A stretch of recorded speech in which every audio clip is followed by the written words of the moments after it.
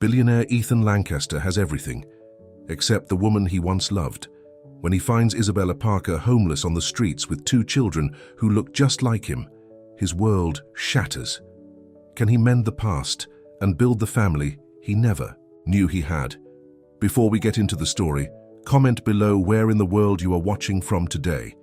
The evening lights of Manhattan sparkled as Ethan Lancaster stepped out of Le Cirque restaurant. At 42, he had everything a man could want: a penthouse overlooking Central Park, a corner office in a skyscraper, and more money than he could spend in 3 lifetimes. "Good dinner, sir?" asked the valet, handing him the keys to his black Bentley. "As always," Ethan replied, slipping the young man a $100 tip without even looking at the bill. He loosened his tie as he walked toward his car. Tomorrow was another big day. The merger with Johnson Electronics would add another $1 billion to his company's value. His assistant had cleared his schedule except for the signing meeting. Life was good. Then he saw her, sitting on the sidewalk. Just around the corner from the 5-star restaurant was a woman with 2 small children huddled against her. Her clothes were worn and dirty, her hair pulled back in a messy ponytail. She had a small cardboard sign that read, "Please help, twins need food." Ethan normally walked past people like her. New York had too many homeless to help them all, he told himself. But something made him slow down tonight. Maybe it was how gently she tucked a blanket around the sleeping children, even as she shivered herself. That's when the streetlight caught something on her finger, a glint of silver and blue stone. Ethan stopped cold. His heart hammered in his chest. It couldn't be. That ring, he knew that ring. It was the same sapphire ring he had given to Isabella Parker 7 years ago, before his company took off, before he became the Ethan Lancaster business tycoon.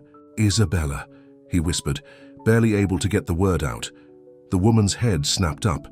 Her eyes, those unmistakable hazel eyes, widened in shock. "Ethan." Her voice was hoarse, as if she hadn't used it much lately. He took a shaky step forward. Is that really you?" Isabella pulled the children closer to her, almost protectively. "What are you doing here?" "I just had dinner," he said stupidly, still trying to process what he was seeing. The woman he had once loved, the woman he had left behind to pursue his dreams, here on the streets of New York. "Of course you did," she said with a bitter smile. Ethan kneeled down, not caring about his $3,000 suit touching the dirty sidewalk. "Isabella, what happened? How did you end up here?" Before she could answer, one of the children stirred. A little girl with dark curls peeked out from under the blanket. "Mommy, I'm cold," she mumbled. "I know, sweetie." "Try to sleep," Isabella soothed, stroking the child's hair. The little girl's eyes, Ethan's breath caught in his throat. They were his eyes, exactly his eyes. "These children," he started, his voice trembling. "How old are they?" Isabella met his gaze, challenge and pain mingling in her expression. "They're 6. Ethan did the math quickly. 7 years ago, when he had broken things off with Isabella to focus on his career, she must have been pregnant, and she never told him. They're mine, he asked, though he already knew the answer. "Yes, Ethan. Meet your son and daughter, Jason and Julie." The world seemed to tilt on its axis. He had children, 2 beautiful children who had been living on the streets while he dined in 5-star restaurants and closed $1 million deals. "Why didn't you tell me?" he demanded, his shock turning to anger. "All these years." "I did try to tell you," Isabella said, her voice quiet but firm. "I called your office for weeks after you left. Your secretary always said you were too busy. I sent letters to your company address. They came back unopened." The guilt hit him like a physical blow. He remembered his assistant mentioning something about a persistent woman calling, but he had been so focused on making his first $1 million that he had told her to block the number. "I didn't know," he said lamely. "Would it have made a difference?" Isabella asked. "You made it very clear that your career came first, that I was holding you back." The words he had said to her that final night came rushing back. How he needed to focus on his future, how he couldn't be tied down, how her simple dreams of family and home weren't enough for him. Looking at her now, at their children sleeping on a sidewalk while he had everything, Ethan felt shame, like he'd never known. "Let me help you," he said. "Please, come with me now. I have plenty of room." Isabella laughed, a hollow sound without humor. Just like that? We show up and ruin your perfect life? I wouldn't ruin anything, Ethan insisted. He looked at the twins again, his children, his flesh and blood. Please, it's getting colder. At least let me get you all a hotel room for tonight. A flicker of resignation passed over Isabella's face.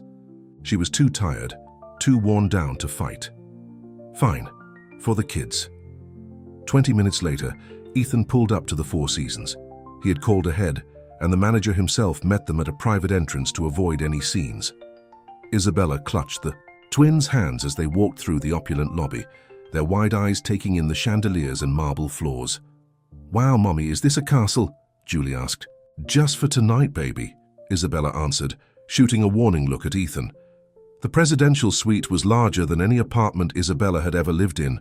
While the twins explored in awe, touching everything with their little hands, Ethan pulled Isabella aside. How did this happen? He asked quietly. You had a good job at the publishing house. Isabella sank onto a couch, suddenly looking every bit as exhausted as she must have felt. Life happened, Ethan. I had twins with no support. I took maternity leave, but they downsized the company before I could go back. No one wants to hire a single mom with newborn twins. But your parents, Dad died 4 years ago. Mom couldn't handle helping with twins while grieving. She moved to Florida to live with my aunt. Ethan ran a hand through his perfectly styled hair, messing it up for the first time in years. I'm so sorry, Isabella. I had no idea. Of course you didn't. You were busy becoming the great Ethan Lancaster. She smiled sadly. I used to see your face in business magazines at the doctor's office. The twins would point and say, Mommy, that man looks like Jason. The thought of his children recognizing something of themselves in him, while he remained completely unaware of their existence, made Ethan's chest ache. We had an apartment until 3 months ago, Isabella continued. But Julie got sick, pneumonia, the hospital bills. She trailed off. We've been staying in shelters, but they're often full. Where were you going to sleep tonight? Ethan asked. The church on 53rd opens their basement when it gets below 40 degrees. Ethan thought about his empty 5,000 square foot penthouse, about the guest rooms that had never been used, about all the wasted space while his own children had nowhere. To lay their heads, Isabella, he said, his voice breaking slightly. I know I don't deserve it, but please give me a chance to make this right. Stay here as long as you need. Let me help you find a place, a job if you want one. And then what? She asked. You go back to your life and we go back to ours, with maybe a child support check to ease your conscience. Before he could answer, Jason came running over. Mom, there's a TV in the bathroom, and the bathtub has buttons that make bubbles. Isabella smiled, the first genuine smile Ethan had seen from her. Why don't you and your sister take baths before bed? There are robes in there that will be like dresses on you. As the kids ran off, giggling, Ethan noticed a small scar on Isabella's wrist he hadn't seen before. What happened there? He asked, pointing. She touched it self-consciously. A man tried to take my bag last winter. The twins' medication was in it. I fought back. The thought of Isabella being attacked, fighting to protect their children while he was probably sitting in his comfortable office, made Ethan feel physically ill. Move in with me, he said suddenly. Isabella stared at him. What? Not like that, he clarified quickly. I have a penthouse with 5 bedrooms. You and the twins can have your own space. I'll stay out of your way if that's what you want, but please let me give them a home. Let me be their father. You can't just decide to be a father after 6 years, Ethan. It doesn't work that way. I know that, he said. I know I've missed so much. First steps, first. Words, first days of school. I can never get that back, but I don't want to miss any more. Isabella looked toward the bathroom, where the sounds of splashing and laughter drifted out. They've never asked about you, she said. I think they stopped believing they had a father at all. The words stung, but Ethan knew he deserved them. What if we start slow? You stay at my place until you get back on your feet. The twins can get to know me at whatever pace feels right. No pressure. And if it doesn't work out? If you're busy, life doesn't have room for bedtime stories and school plays? Then I'll change my life, Ethan said with a certainty that surprised even him. Isabella, seeing you tonight, seeing our children, it's like waking up from a dream. All these years, I've been chasing success, thinking it would make me happy. But I've never felt as empty as I did tonight, realizing what I threw away. Isabella studied his face, looking for any sign that this was just a momentary guilt trip. The merger tomorrow. It's with Johnson Electronics, isn't it? It's been all over the business news. Ethan nodded, surprised. You've been following it. I read the papers people leave behind. Keep up with the world when I can. She took a deep breath. That merger means everything to you. You've been working toward it for years. Yes, he admitted. Then prove it, Ethan. Show me that we matter more than your precious career. Cancel the merger. Ethan felt like she had doused him with cold water. Cancel it? Isabella, there are thousands of jobs at stake, millions in investments. And there's your answer, she said sadly. Some things never change. The twins came running out in fluffy white robes that dragged on the floor behind them. Their faces were clean, their hair wet and shiny. For the first time, Ethan could clearly see himself in them. Jason had his chin, his nose. Julie had his eyes, his smile. Mommy, can we sleep in the big bed tonight? Julie asked. All of us? Isabella smiled at her daughter. Yes, sweetheart. It's big enough for an army. As Isabella led the twins to the bedroom, Ethan sat alone in the suite's living room, his mind racing. The merger document sat in his briefcase, waiting for his signature tomorrow. His phone buzzed with messages from his executive team, last minute. Details to review, but all he could think about was the family in the next room. His family. Slowly, he pulled out his phone and dialed his assistant's number. Janet, it's me. I need you to clear my schedule for tomorrow. He took a deep breath. Actually, clear it for the next week. Something important has come up. As he ended the call, Ethan knew this was just the first of many changes he would need to make. The question was, would it be enough to earn a second chance with the family he never knew he had? He walked to the bedroom doorway and watched as Isabella tucked the twins into the massive king-sized bed. For the first time in 7 years, Ethan Lancaster, billionaire, tycoon, most eligible bachelor in New York, felt like he might finally find what had been missing all along. Morning light filtered through the curtains of the Four Seasons suite. Ethan, who had spent the night on the living room couch, awoke to the sound of childish laughter. For a moment he was disoriented, then the events of last night came rushing back. Isabella, the twins, his children. He stood up, straightened his rumpled clothes and walked toward the bedroom. Isabella was sitting cross-legged on the bed, watching as Jason and Julie jumped up and down on the mattress. "Higher, Mommy! Look how high!" Julie squealed. "I'm winning!" Jason countered, bouncing even harder. Isabella laughed, a sound Ethan hadn't heard in years. "Be careful, you two, don't fall off." When she noticed Ethan standing in the doorway, her smile faded slightly. "Good morning," she said. "Morning," he replied awkwardly. "Did you all sleep well?" "Like logs," Isabella said. "It's been a while since we had proper beds." The twins finally noticed him, and their bouncing slowed to a stop. They looked at him with curious eyes, his eyes, he realized again with a jolt. "Who are you?" Jason asked bluntly. Ethan glanced at Isabella, unsure how to answer. She gave a small nod. "My name is Ethan," he said, stepping into the room. "I'm an old friend of your mom's." "Did you give us this castle to sleep in?" Julie asked. Ethan smiled. "Yes, I did." "Thank you," she said politely, then turned to her mother. "Mommy, I'm hungry." "Me too," added Jason. "Why don't I order some breakfast?" Ethan suggested. "They have everything here. Pancakes, waffles, eggs." "Pancakes!" both twins shouted at once. As Ethan called room service, Isabella herded the twins to the bathroom to wash up. He ordered a feast: pancakes, waffles, eggs, bacon, fruit, pastries, hot chocolate for the kids, and coffee for the adults. When the food arrived, the twins' eyes grew wide. "Is this all for us?" Jason asked in awe. "All for you," Ethan confirmed, his heart breaking a little at how something as simple as a hotel breakfast could seem so magical to his own children. While the twins ate with obvious delight, Ethan checked his phone. 27 missed calls and 43 text messages. most from his executive team panicking about his sudden cancellation of the merger meeting. "Problems at the office?" Isabella asked, noticing his frown. "Nothing that can't wait," he said, putting the phone away. "Isabella, I meant what I said last night. I want to help. I want to be part of their lives."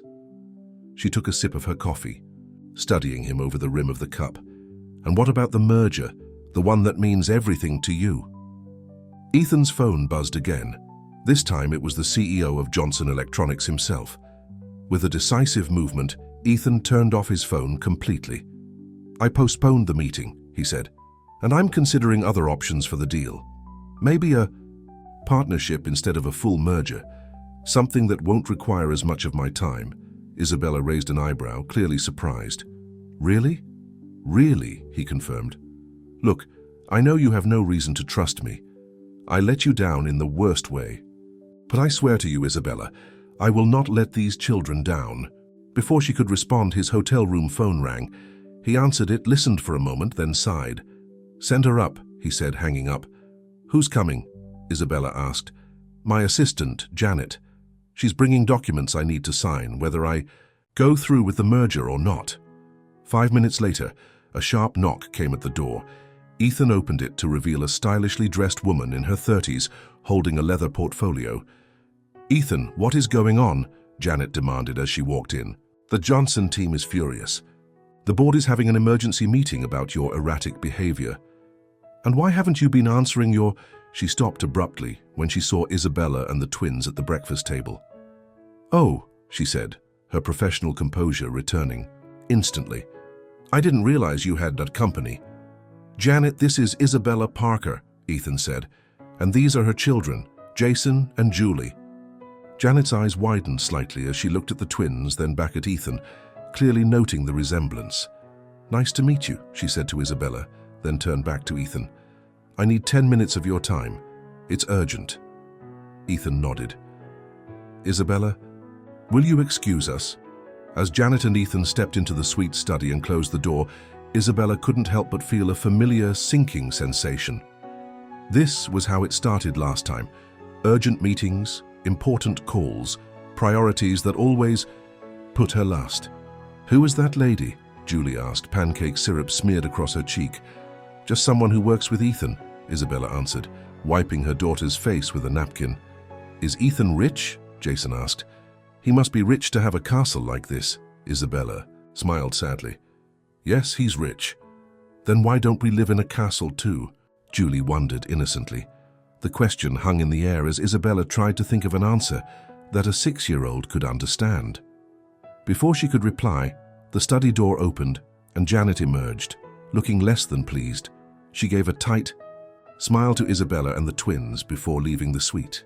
Ethan came out a moment later, running his hand through his hair, a gesture Isabella remembered from years ago when he was stressed.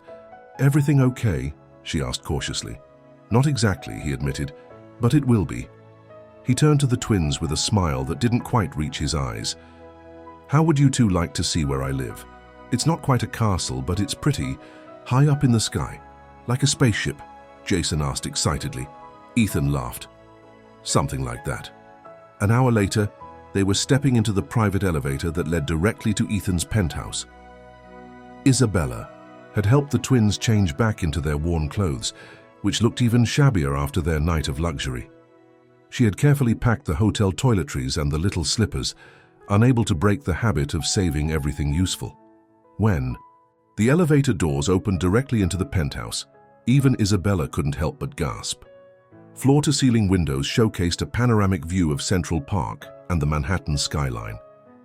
The space was immense, minimally but expensively furnished, with abstract art on the walls and not a single personal photograph in sight. "Wow," Jason ran straight to the windows. "We're in the clouds." "Are you an angel?" Julie asked Ethan seriously. "Is that why you live in the sky?" Ethan laughed. "No, definitely not an angel." "This place is—" Isabella trailed off, taking in the cold perfection of it all. "Impersonal? Sterile?"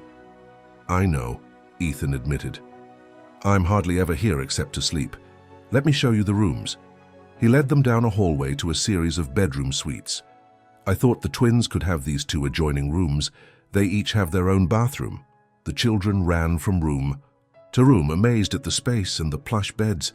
And this one could be yours, Ethan said to Isabella, opening another door. The room was larger than the others, with its own sitting area and a walk-in closet bigger than their last apartment's kitchen. This is too much, Ethan, Isabella said quietly. We can't just move in here. Why not? I have all this space doing nothing. Because it's not real, she replied. This, she gestured around them, isn't real life. Not for us anyway. Before Ethan could respond, his phone rang. He glanced at it and frowned. I have to take this, he said apologetically. It's the board chairman. As he stepped away to take the call, Isabella wandered back to the main living area. Everything was spotless, untouched, like a museum. She could hear the twins exploring their rooms, their excited voices echoing through the empty space. She walked to a desk in the corner and noticed a framed magazine cover, Ethan on the front of Forbes, named one of America's most successful entrepreneurs under 45. The headline read, "The Man Who Never Stops." That was the Ethan she remembered. The man who was always looking ahead to the next goal, the next achievement. The man who had left her behind. I'm sorry about that, Ethan said, returning from his call. His face was tense. Problems? Isabella asked. The board isn't happy about the merger delay. They're calling for an emergency meeting tonight. You should go, Isabella said. We've already disrupted your life enough. Ethan shook his head. You haven't disrupted anything. He struggled for words. You've woken me up, Isabella. Made me see what I've been missing. And what happens when you get used to us being here? When the novelty wears off? She didn't want to sound bitter, but she couldn't help it. I've seen you like this before, Ethan. All in on something new until the next big thing comes along. The twins aren't a thing, he said, hurt evident in his voice. They're my children. Children you didn't know existed until yesterday. That wasn't my choice, he said, his voice rising slightly. You never told me. I tried, Isabella shot back. And even if I hadn't, you left me, Ethan. You walked away because I wasn't part of your grand plan. The twins came running in, stopping short when they sensed the tension in the room. Are you fighting? Julie asked in a small voice. Isabella immediately softened her expression. No, sweetie, we're just talking. Loudly, Jason added skeptically. Ethan knelt down to their level. Sometimes grown-ups talk loudly when they have a lot of feelings about something, but it doesn't mean we're angry at you. Are you angry at Mommy? Julie asked. Ethan looked up at Isabella, then back at his daughter. No, I'm not angry at your mom. Actually, I think your mom is pretty amazing. Isabella felt her cheeks warm at the unexpected compliment. She is amazing, Julie agreed. She makes the best shadow puppets, even without a real lamp. And she knows all the dinosaur names, Jason added proudly. Ethan smiled. I believe that. Your mum was always the smart one. The buzzer for the private elevator sounded. Ethan frowned, not expecting anyone. Probably another crisis, he muttered, going to answer it. When he pressed the intercom, a woman's voice came through. Ethan, it's Sophia. I know we weren't supposed to meet until tomorrow night, but I was in the neighborhood for a fitting. Can I come up? Isabella saw Ethan freeze for a second before responding. Now's not a good time, Sophia. Please? Just for a minute. I want to show you the dress I bought for the charity gala. You'll love it. Ethan hesitated, then sighed. Fine, just for a minute. He turned to Isabella with an apologetic look. She's a friend. Isabella raised an eyebrow but said nothing. The elevator doors opened to reveal a stunning woman in her 30s, dressed in designer clothes with perfectly styled blonde hair and flawless makeup. Darling, you would not believe the day I've had, she started, then stopped when she saw Isabella and the twins. Oh, hello. Sophia. This is Isabella, Ethan said awkwardly. And these are her children, Jason and Julie. Sophia's eyes darted between all of them, quickly assessing the situation. I didn't realize you had guests. They're staying with me for a while, Ethan said. I see. Sophia's smile was stiff. And how do you all know each other? Before Ethan could answer, Jason piped up. Ethan gave us a castle to sleep in last night, and now we're in his spaceship. Sophia laughed, a little too brightly. Isn't that Nice. She turned to Ethan. Can I speak with you privately for a moment? As they stepped away, Isabella felt a familiar pang. Of course, Ethan would have someone like Sophia in his life. Beautiful, sophisticated, clearly from his world. Mommy. I'm thirsty, Julie said, tugging at her sleeve.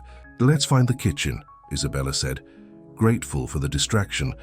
The kitchen was state-of-the-art, with appliances that looked like they had never been used.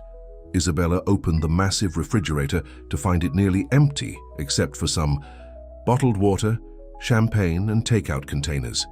She gave the twins each a water bottle and tried not to eavesdrop on the heated whispers coming from the other room. It wasn't working. Who are they really? She heard Sophia demand. It's complicated, came Ethan's reply. Complicated. We have the gala tomorrow night. The Johnson merger announcement was supposed to happen today. Now you're playing house with some woman and her kids. The board is already talking about your strange behavior. Do you know what this looks like? I don't care how it looks, Ethan said, his voice firmer. And the gala will have to wait. I need to figure some things out. Figure things out? Sophia's voice rose. Ethan, we've been dating for 8 months. You can't just... Isabella had heard enough. She clapped her hands to get the twins' attention. Who wants to see if there's a park nearby? We could use some fresh air. Me. Both children chorused. She led them back to the living room where Ethan and Sophia fell silent at their approach. We're going to find a park, Isabella announced. The kids need to run around. I'll take you, Ethan said quickly. Central Park is right across the street. No need, Isabella said. You clearly have things to discuss. Isabella, we'll be back in an hour, she said firmly, ushering the twins toward the elevator. As the doors closed, she caught a glimpse of Sophia's face, a mixture of confusion and calculation, and Ethan's expression of frustrated helplessness. The sun was bright as they exited the building, a stark contrast to the tension in the penthouse. Isabella took the twins' hands and walked toward Central Park, trying to sort through her jumbled emotions. Mommy, is Ethan going to be our new daddy? Julie asked suddenly. Isabella nearly stumbled. What makes you ask that? Jason says he looks like us, Julie said simply. And he's rich, and he wants us to live with him. It's not that simple, sweetheart. Why not? Jason asked. Don't you like him? Isabella sighed. How could she explain to 6-year-olds the complicated history she shared with Ethan? The love, the heartbreak, the years of struggle? I used to like him very much, she said carefully, but people change. He has a nice house, Jason noted pragmatically. Better than the shelter. Much better, Isabella agreed. But a home isn't just about how nice it is. It's about being with people who love you and put you first. They reached the park and found a playground. As the twins ran to the swings, Isabella sat on a bench, watching them. They deserved so much. Better than what she had been able to give them. They deserved stability, security, a proper home. Maybe Ethan could provide those things, but could she trust him not to break their hearts the way he had broken hers? An hour later, they returned to the building.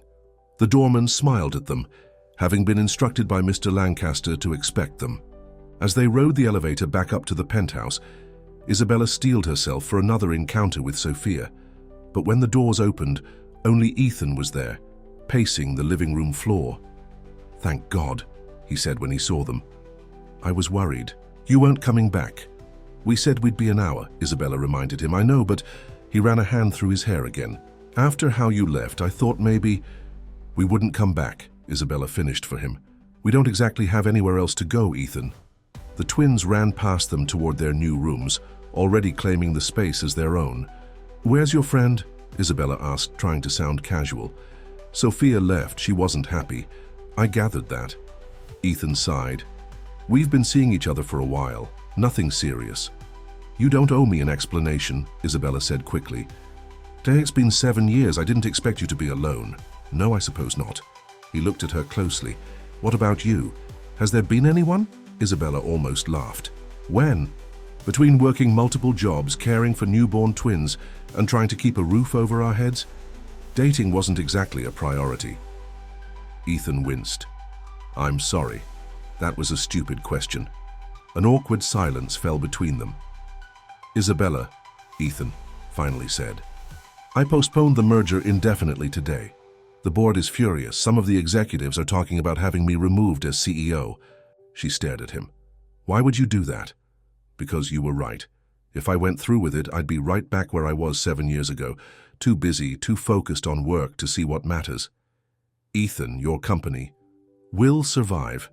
Maybe I won't be CEO anymore, but I'll still be the majority shareholder. We won't starve. He attempted a smile.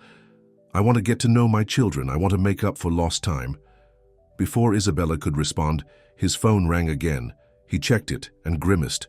The board meeting, he said. I can't miss this one. If I want any chance of staying in control. Go, Isabella said. We'll be fine here. Ethan hesitated. Promise you'll be here when I get back. Isabella looked toward the rooms where the twins were playing, already settled in as only children could be. We'll be here, she said softly. After Ethan left, Isabella wandered through the penthouse, taking in the life he had built without her. So different from the struggling entrepreneur she had known. That Ethan had lived in a tiny studio apartment with mismatched furniture and big dreams. This Ethan had achieved those dreams. But at what cost? She found herself in his home office, a sleek space with a view of the city. On his desk was a leather portfolio left open. Inside were the merger documents, unsigned. Next to them was a legal pad with notes in Ethan's handwriting, trust fund for J&J, school options, custody arrangement. He was already making plans for them, planning their future together. Isabella sank into his chair, overwhelmed. Just yesterday, she had been figuring out which shelter would have space for them. Now she was sitting in a penthouse while her children played in rooms bigger than any apartment they had ever had. But the question remained, could she trust Ethan Lancaster with her heart again? More importantly, could she trust him with their children's hearts? As night fell over Manhattan, Isabella watched the city lights come alive. Somewhere out there, Ethan was fighting to keep control of his company, the company he had left her for all those years ago. And now he claimed he was willing to risk losing it all for a chance to be a father to children he had just met. People didn't change that much, did they? The sound of the elevator doors opening made her heart race. Ethan stepped into the penthouse. His tie loosened, his face weary. How did it go? She asked quietly. He looked up, seeming surprised to find her waiting for him. I'm still CEO, he said. For now. That's good, right? Ethan walked to the bar and poured himself a drink. They've given me a week to resolve my personal issues before making a final decision on the merger. And if you don't go through with it, he took a sip of his drink, then I'll probably be voted out, but I'll survive. The great Ethan Lancaster, giving up his empire for a family he didn't know he had, Isabella said, not quite believing it. Sounds like a soap opera. Or maybe just a man finally getting his priorities straight, Ethan replied, his eyes meeting hers across the room. For the first time since their reunion, Isabella allowed herself to wonder if maybe, just maybe, a week passed in a blur of activity. Ethan had transformed one of the spare rooms into a makeshift office so he could work from home and spend time with the twins. Isabella watched with cautious amazement as he threw himself into fatherhood with the same intensity he had once devoted to business. Higher, Ethan, higher, Julie squealed one evening as he pushed her on the swing he had installed on the penthouse terrace. Jason waited impatiently for his turn, bouncing on his toes.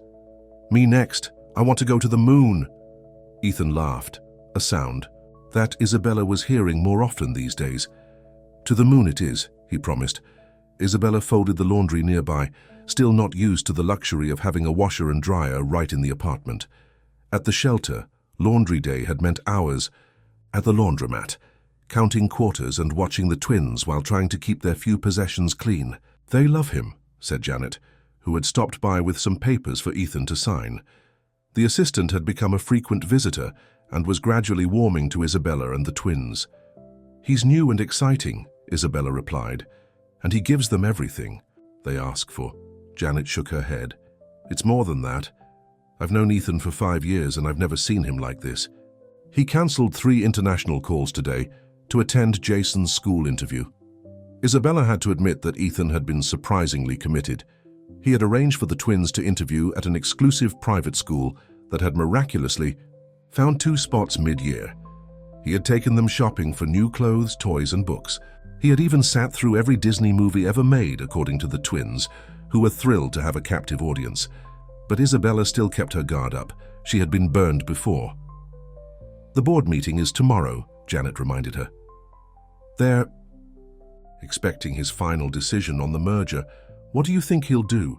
Isabella asked. Janet sighed. "A month ago, I would have said nothing would stop him from making this deal. Now I honestly don't know." After Janet left, Isabella joined Ethan and the twins for dinner. He had ordered from a fancy restaurant as usual, refusing Isabella's offers. "To cook. I don't think I've used the stove once since I moved in," he admitted. "Why start now?" "Because it's wasteful to order in every night," Isabella countered. "And the twins should have home-cooked meals sometimes." "Then let me hire a chef," Ethan suggested. Isabella rolled her eyes. "That's your answer for everything. Throw money at it." "Is that so wrong? If I have the resources?" "It is when you're teaching the twins that's how life works," she said. "They need to know the value of things, of effort." Ethan looked chastened. "You're right. I didn't think of it that way." After dinner, Isabella supervised the twins' bath while Ethan made some work calls. By the time she had them tucked into bed, he was waiting in the hallway. "They want you to say goodnight," she told him. His face lit up. "Really? Don't act so surprised. You're their hero now." Ethan's smile faded.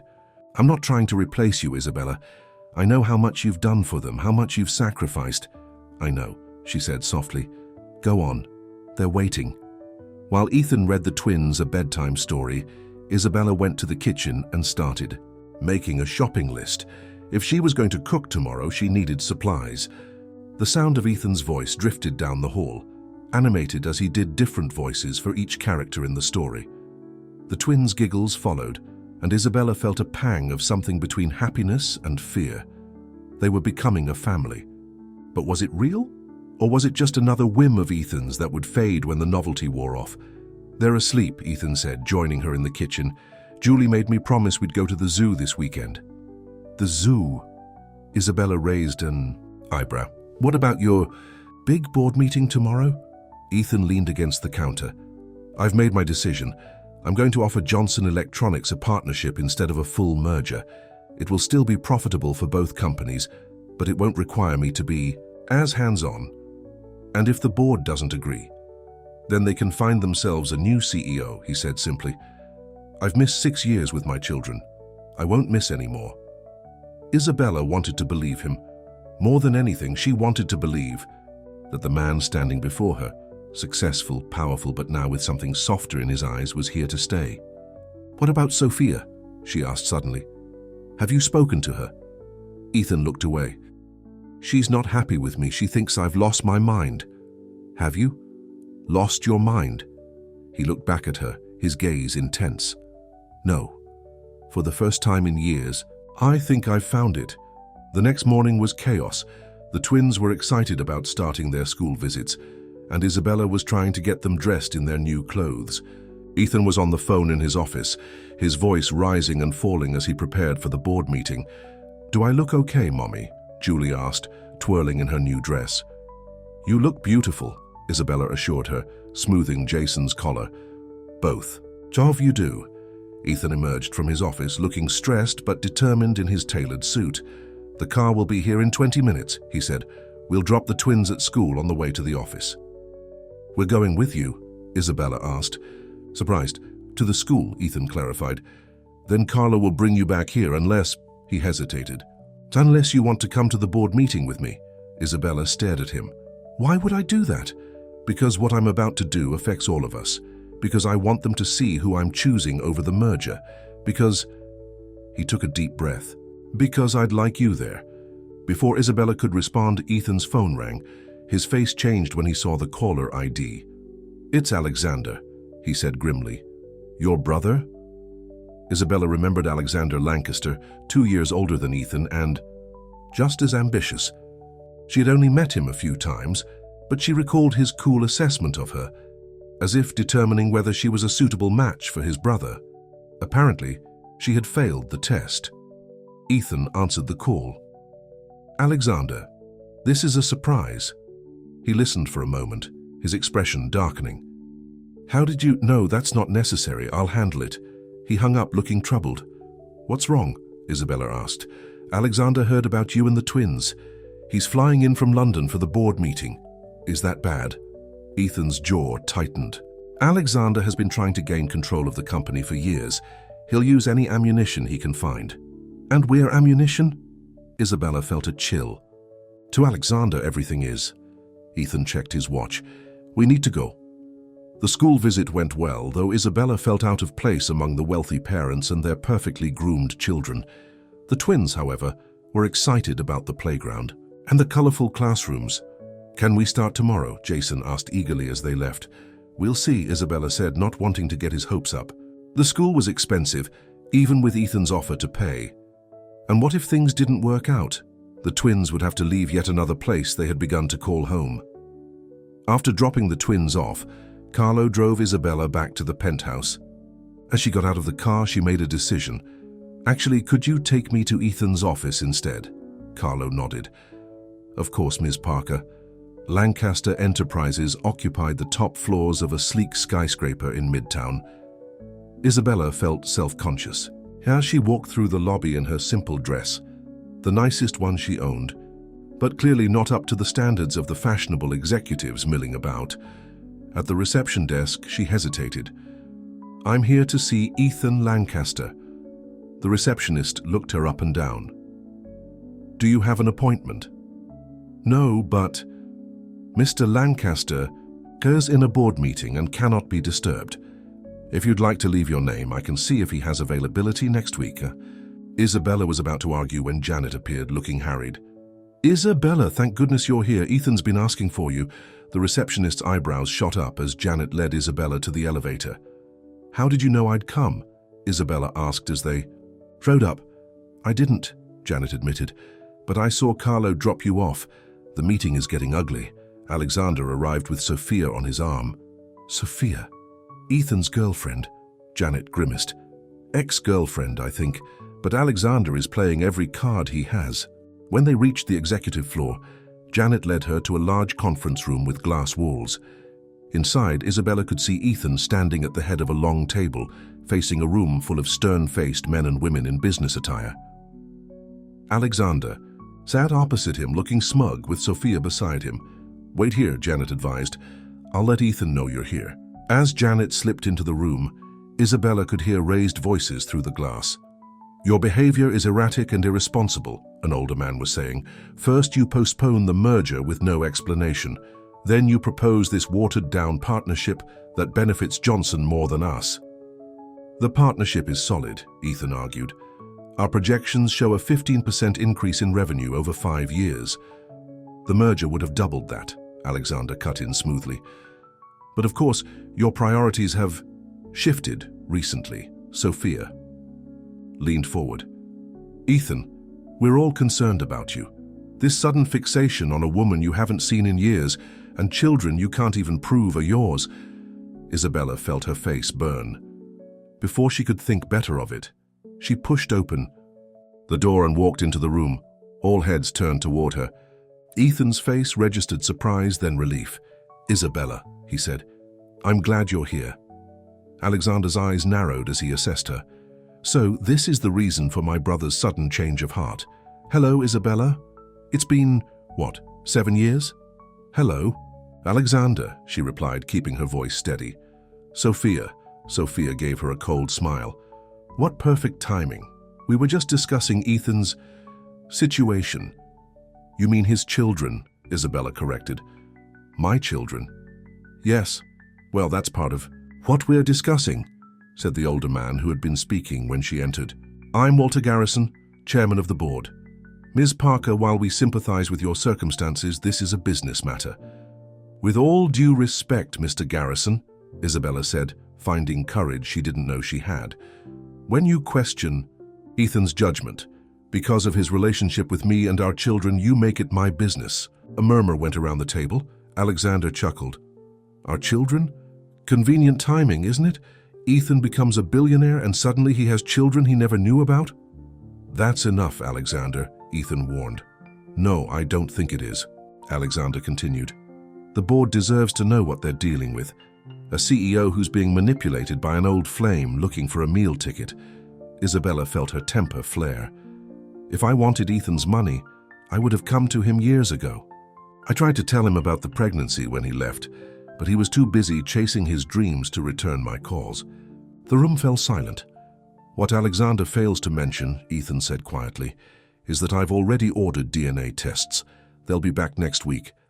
But I don't need a test to know those children are mine. Anyone who sees them knows. Even if they are yours, Walter said.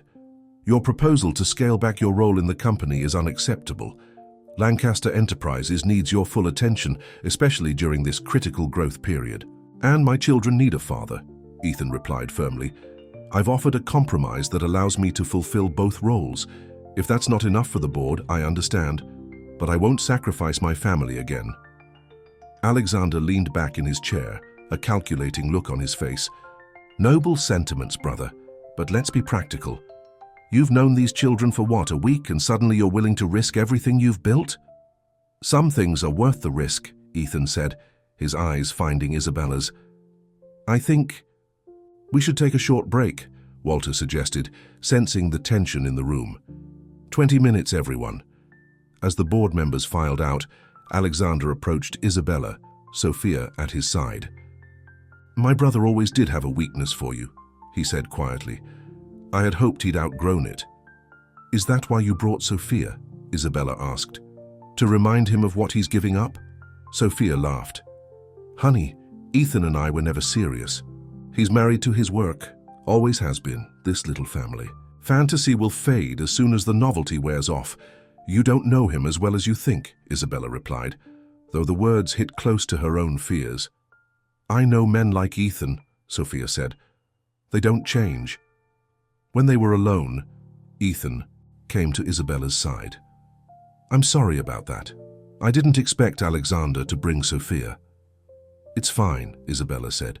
But are you sure about this, Ethan? What you're risking? He took her hands in his. I've never been more sure of anything. Isabella, seeing you again, meeting the twins. It's like I've been sleepwalking through the last 7 years and suddenly I'm awake. That's just guilt talking, she said. You feel bad about what happened. It's not guilt, he insisted. Or, if it started that way, it's become something else, something more.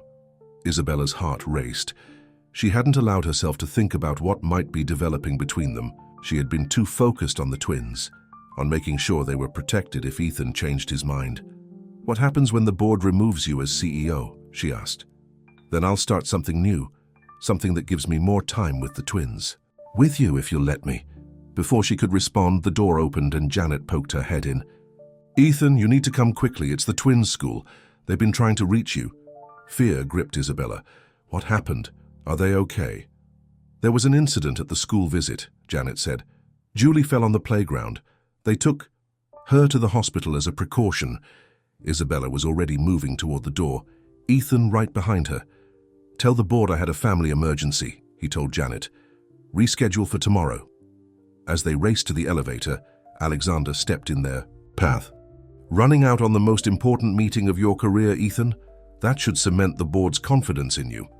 My daughter is in the hospital, Ethan said through gritted teeth. Get out of my way. Alexander seemed genuinely surprised. The child is actually hurt. I thought this was just another convenient interruption. Isabella didn't wait to hear more. She pushed past Alexander and headed for the elevator, her heart pounding with fear. Ethan caught up with her, his face pale, with worry. She'll be okay, he said, as much to himself as to Isabella. Kids fall all the time. In the car, Isabella clutched Ethan's hand as Carlo sped through traffic toward the hospital. Her mind raced with horrible possibilities. Julie had always been the more fragile of the twins, prone to colds and ear infections that their precarious living situation had made difficult to treat properly. The hospital emergency room was busy, but Ethan's name worked magic. They were immediately directed to a curtained area where they found Julie sitting on a bed, her arm in a cast, with Jason beside her, his eyes wide with excitement. Mommy, Ethan, look at my arm. Julie held up a bright pink cast. I broke it, The doctor said I was super brave. Isabella's knees nearly buckled with relief. She rushed to Julie's side, checking her over for any other injuries. "What happened, sweetie?" "I was climbing the big slide and I slipped," Julie explained. "But I didn't cry much, and now I have a cast that everyone can sign."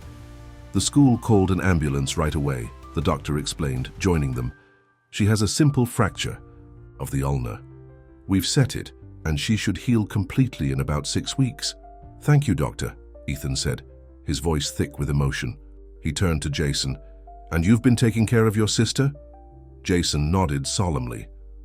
"I held her hand in the ambulance. She was scared, but I told her it would be okay because you and Mommy would come." Isabella hugged him tightly. "You're a wonderful brother." As they checked Julie out of the hospital, Isabella noticed how Ethan carried the little girl carefully, as if she were made of glass. His face was still pale, and his hands trembled slightly. "She's okay, Ethan," Isabella assured him. "Kids break bones, it happens." "I know," he said. "But when Janet said she was in the hospital, I've never been so scared in my life." In the car on the way home, Julie fell asleep, exhausted from her ordeal. Jason kept watch over her, occasionally checking that her cast was comfortable. "The board meeting," Isabella remembered suddenly. "You just walked out." "And I'd do it again," Ethan said without hesitation. "Nothing is more important than this, than them." When they arrived at the penthouse, Ethan carried Julie to her room and tucked her in carefully. Jason insisted on staying with his sister, so they set up a makeshift bed for him on the floor beside her. "I'll watch her," Jason promised. "If she needs anything, I'll come get you."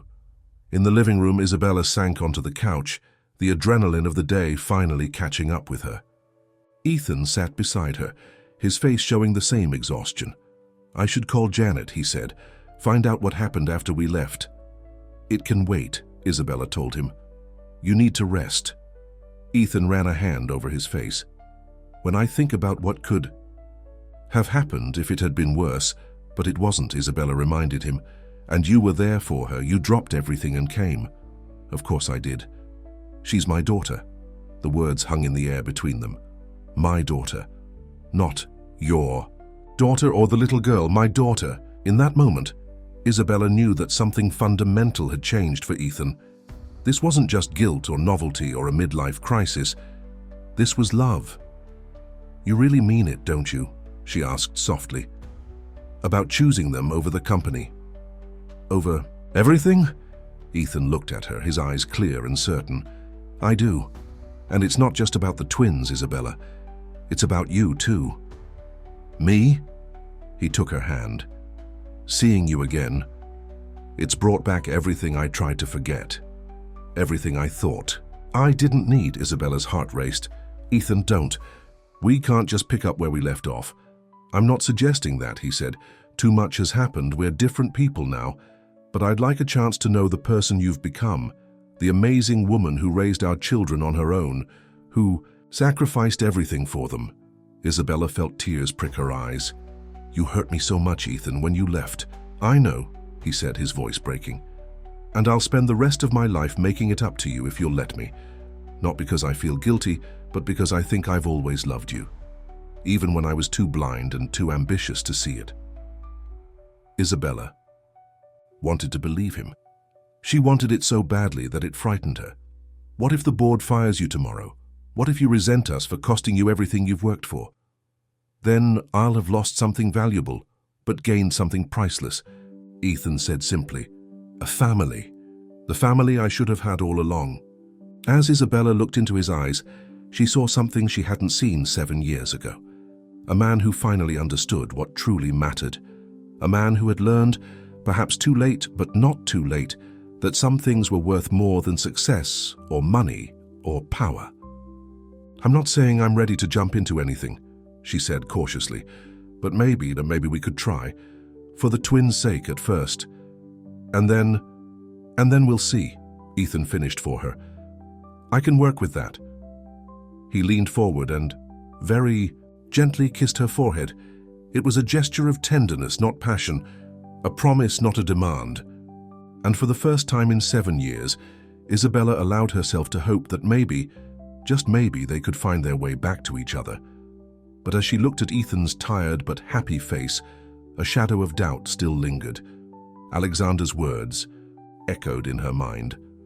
Men like Ethan don't change, and Sophia's warning, this little family fantasy will fade as soon as the novelty wears off. Would Ethan really be content with a simpler life, focused on family rather than empire building? Or would the call of ambition eventually lure him away again, leaving her and the twins with broken hearts? Only time would tell, but for tonight at least, they were together, united by the small girl with the pink cast and the brave boy who had held his sister's hand when she was afraid, and perhaps that was enough to start with. 3 months had passed since Julie broke her arm. Spring had arrived in New York, bringing new beginnings in more ways than one. The twins were thriving at their new school, making friends and excelling in their classes. Julie's cast was long gone, though she still proudly displayed the bright pink piece of plaster on a shelf in her room, covered in signatures and drawings. Ethan sat at the kitchen table, coffee in hand, watching Isabella make breakfast for the twins. It had become their morning routine. Isabella cooking while Ethan reviewed school permission slips or helped with last-minute homework. Today he seemed distracted, checking his watch repeatedly. Nervous about the meeting, Isabella asked, flipping pancakes shaped like dinosaurs, Jason's current obsession. A little, Ethan admitted. It's been a long time coming. After the dramatic board meeting 3 months ago, Ethan had indeed been removed as CEO of Lancaster Enterprises. Alexander had orchestrated the coup masterfully, presenting Ethan's family situation as evidence of instability and poor judgment.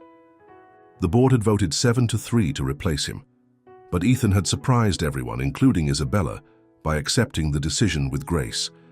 He had stayed on as a board member and major shareholder, but had redirected his energy into a new venture, a foundation focused on helping homeless families with children. He had named it the Julie and Jason Foundation, and had thrown himself into the work with the same passion he had once devoted to Lancaster Enterprises. "Uncle Alex is going to be mad," Jason said matter-of-factly, coming into the kitchen in his school uniform. The twins had taken to calling Alexander Uncle Alex, despite his obvious discomfort with the title. "Uncle Alex is always mad," Julie added, following her brother.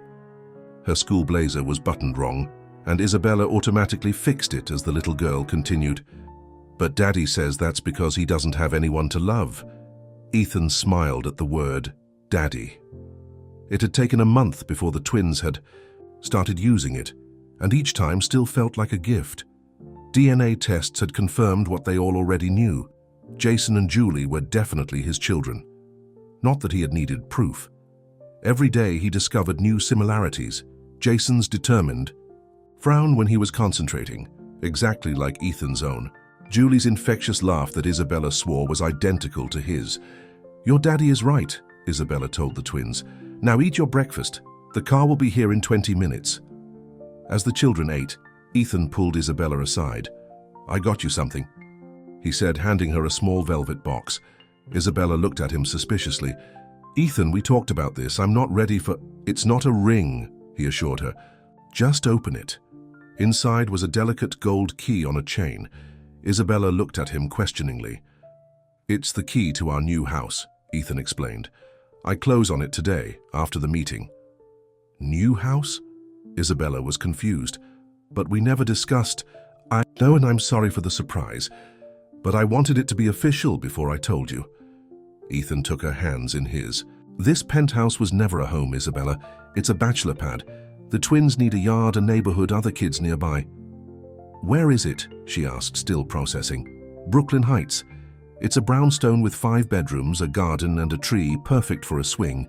It's a 10-minute walk from a great public park and close to the twins' school." Isabella was speechless. Over the past 3 months, she and Ethan had been rebuilding their relationship, slowly, carefully. She had moved from the guest room to his room 6 weeks ago, but they were taking everything else one day at a time. They still had their arguments, usually about Ethan's tendency to solve problems by throwing money at them, but they were learning to compromise. "You bought a house without telling me," she finally managed. Ethan's face fell. "I thought you'd be happy. You said you missed having a yard, and you hate how the doorman makes you feel self-conscious every time you come home, and—" "It's not about the house," Isabella interrupted. "It's about making decisions together. We're supposed to be partners, Ethan." "We are," he insisted, "but I wanted to surprise you. After everything you've been through, everything you've done for the twins, I wanted to give you something special." Isabella softened. She knew his heart was in the right place, even if his methods still needed work. "Next time, let's decide together, okay? No matter how good the surprise might be." Ethan nodded, relieved she wasn't angrier. "I promise. And if you hate the house, we don't have to take it. We can look for something else together." "Daddy, I—" "Spilled milk," Julie called from the table. "Coming, Princess," Ethan replied, grabbing a paper towel. As he helped Julie clean up the spill, Isabella watched him with a mixture of love and lingering caution. He had changed so much in these 3 months. More patient, more present, more focused on what truly mattered. But a small part of her still waited for the other shoe to drop, for the ambitious Ethan she had known to resurface. After the twins left for school, Ethan prepared to head to Lancaster Enterprises for the board meeting. It was the most important one since his removal as CEO. A meeting to vote on the full merger with Johnson Electronics that Alexander had pushed through despite Ethan's objections. "Are you sure you don't want me to come with you?" Isabella asked as he put on his suit jacket. Ethan smiled. "I'll be fine. This isn't about getting my job back. It's about protecting the company my father built." She straightened his tie, a gesture that had become habit. "Alexander won't make it easy." "Alexander never does," Ethan agreed. "But I have something he doesn't." "What's that?" "Something to come home to," he said simply, kissing her goodbye. As Ethan entered the familiar boardroom at Lancaster Enterprises, he felt a strange sense of detachment.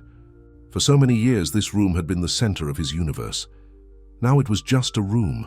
Alexander was already there, seated at the head of the table where Ethan used to sit. He looked up, his expression a mixture of surprise and wariness. "Ethan, didn't expect to see you here in person. Most board members are calling in."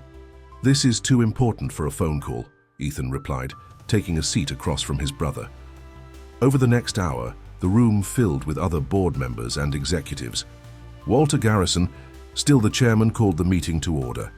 Alexander presented the final merger terms with Johnson Electronics, highlighting the projected profits and expansion opportunities. "The vote is simple," Alexander concluded.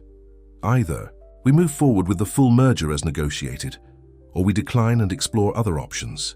But I should note that Johnson has made it clear this is their final offer. It's all or nothing."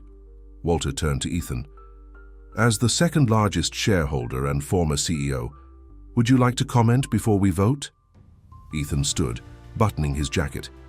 3 months ago, I proposed a partnership with Johnson instead of a full merger.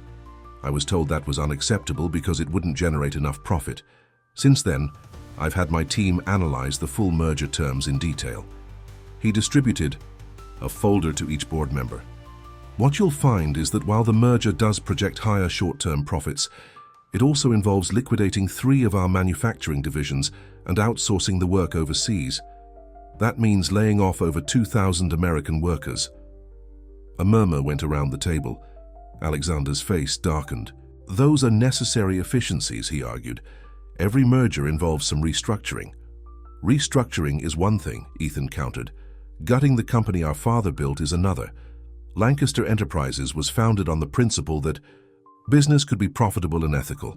Dad paid fair wages, provided health benefits when no one else did, made sure every employee could afford to send their kids to college." "Times have changed," Alexander said dismissively.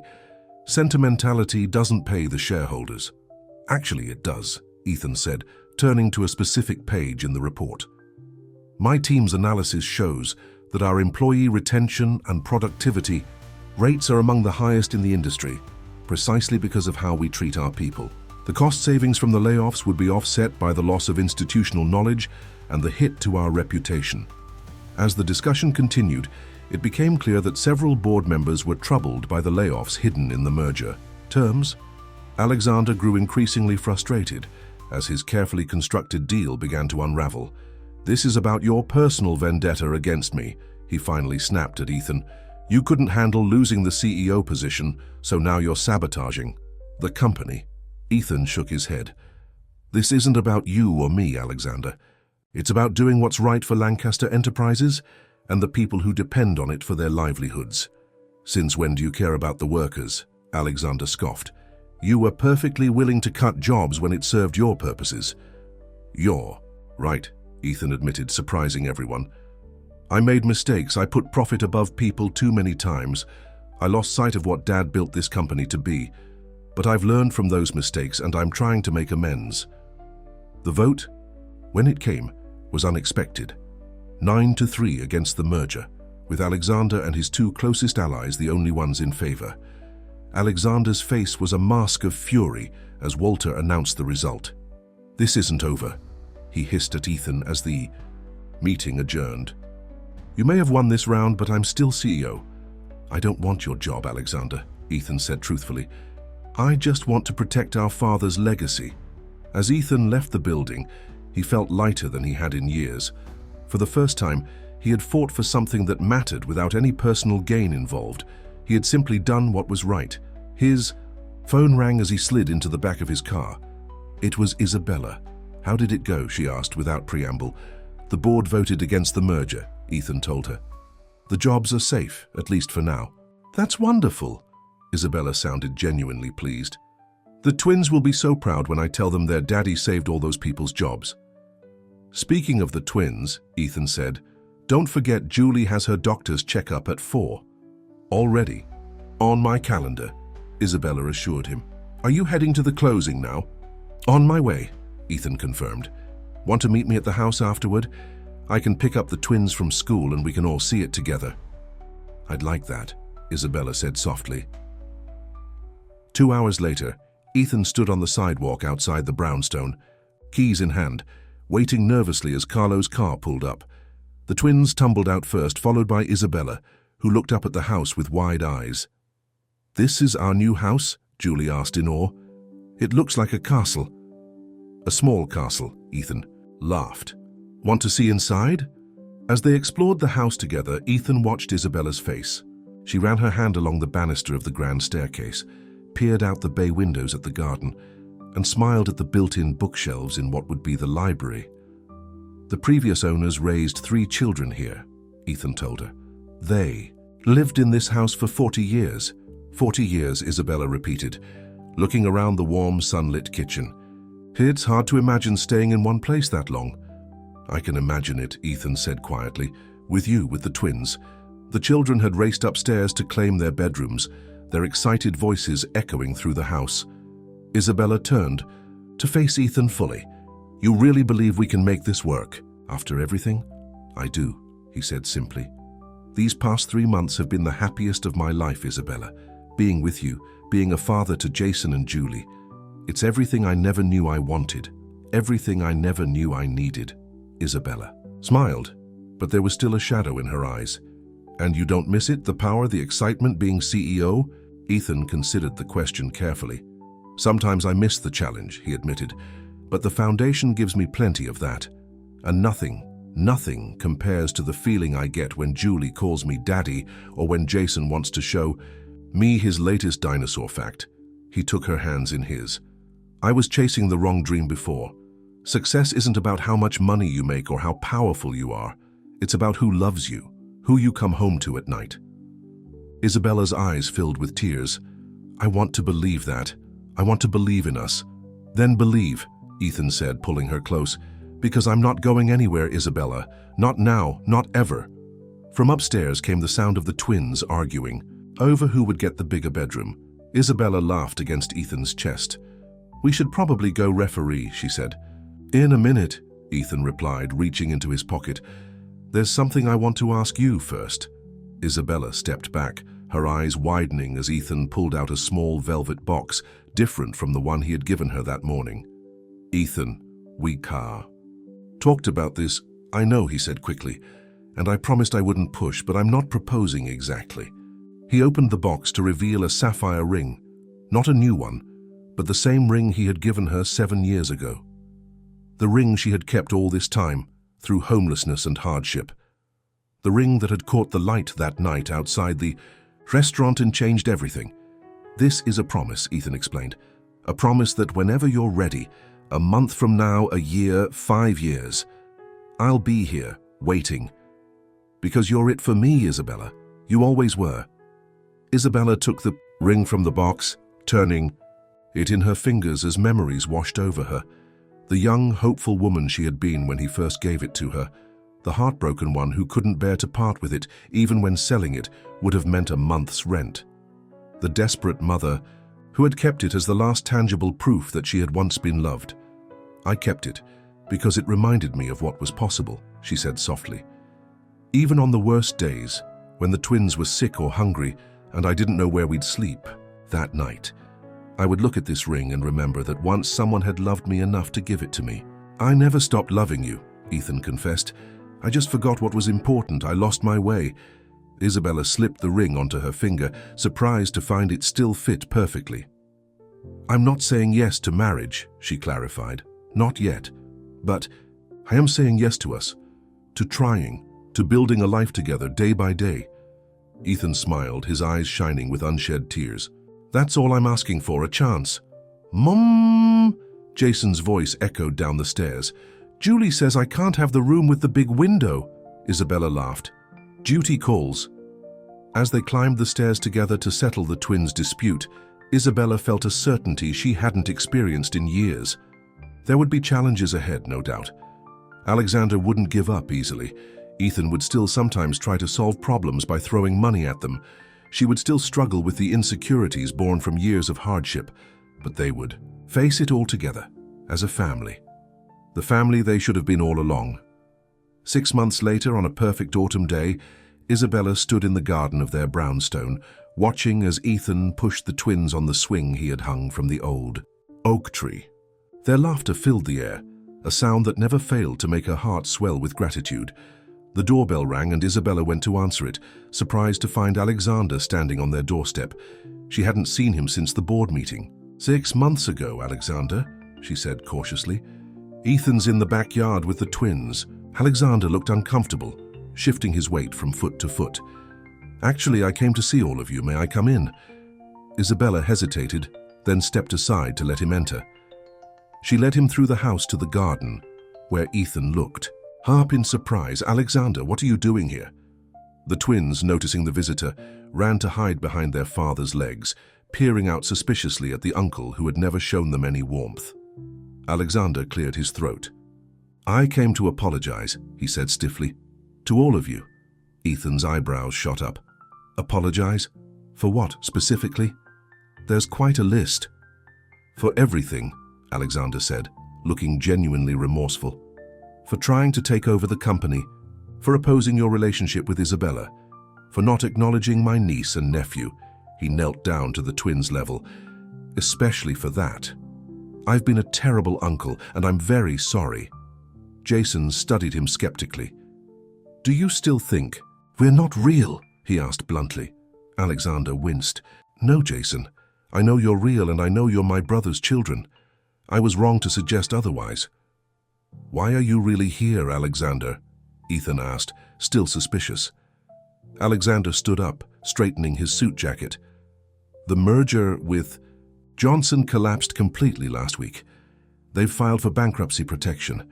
If we had gone through with it, Lancaster Enterprises would have gone down with them.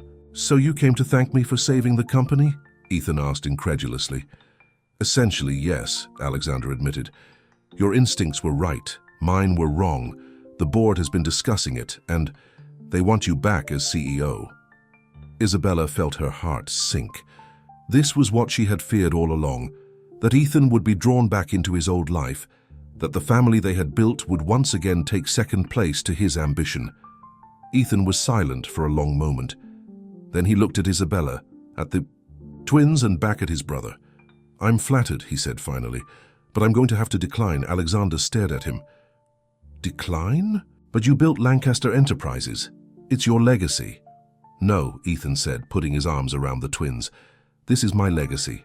These two amazing children. The foundation we've built to help families like theirs. the life Isabella and I have created together." He looked at his brother with compassion rather than triumph.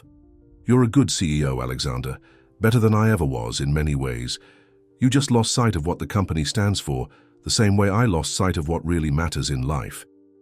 Alexander seemed genuinely moved. "So you're really not coming back? Not even as co-CEO, the board would agree to that?" Ethan shook his head. "My place is here now, but I'd be happy to remain on the board, to offer guidance when needed, and to have Sunday dinner with my brother occasionally, if he's interested in getting to know his niece and nephew." A small smile tugged at Alexander's lips. "I might be interested in that," as Alexander said his goodbyes, promising to return the following Sunday. Isabella felt the last of her doubts melt away. Ethan had just been offered everything he had once lived for: power, control, vindication, and he had turned it down without hesitation. That night, after the twins were asleep, Isabella found Ethan in the library, looking through old family photo albums. She sat beside him on the sofa, curling into his side as she had grown accustomed to doing. "You turned down your dream job today," she said softly. Ethan closed the album and looked at her. "No. I turned down my old dream job. My new dream job is being a father to Jason and Julie, running the foundation, and loving you every day for the rest of my life." Isabella took his hand, running her thumb over his knuckles. "Are you sure you won't regret it?" "The only thing I regret is the time I wasted," Ethan said. "The years I missed with you and the twins. But I can't change the past. I can only make sure I don't waste the future." He kissed her gently, then more deeply as she responded. When they broke apart, Isabella's eyes were shining. "I think I'm ready," she said, her voice barely above a whisper. "Ready for what?" Ethan asked, searching her face. In answer, Isabella held up her left hand, where the sapphire ring still glinted. "Ready to change this from a promise to an engagement, if the offer still stands." Ethan's face lit up with joy. "The offer definitely still stands." "Then yes," Isabella said simply. "Yes. I'll marry you, Ethan Lancaster." As he gathered her in his arms, Ethan marveled at how his life had changed in the span of a year. From a lonely man obsessed with success to a father, a partner, a man who had finally discovered what truly mattered. And it had all begun with a chance encounter outside a restaurant, with the glint of a sapphire ring that had changed everything. Into their bedrooms upstairs, Jason and Julie slept peacefully, secure in the knowledge that they had a home, a family, a future bright with promise. The circle that had been broken 7 years ago was now complete, stronger than before because it had been tested, because it had been earned. Isabella nestled against Ethan's chest, listening to his heartbeat, steady and true. The journey had been long and painful, filled with hardship and heartbreak, but it had led them here, to this moment, to this family, to this love that had survived against all odds. The ring on her finger caught the lamplight, sending blue sparks dancing across the wall. A ring that had once represented broken promises now symbolized new beginnings, a ring that had truly changed everything.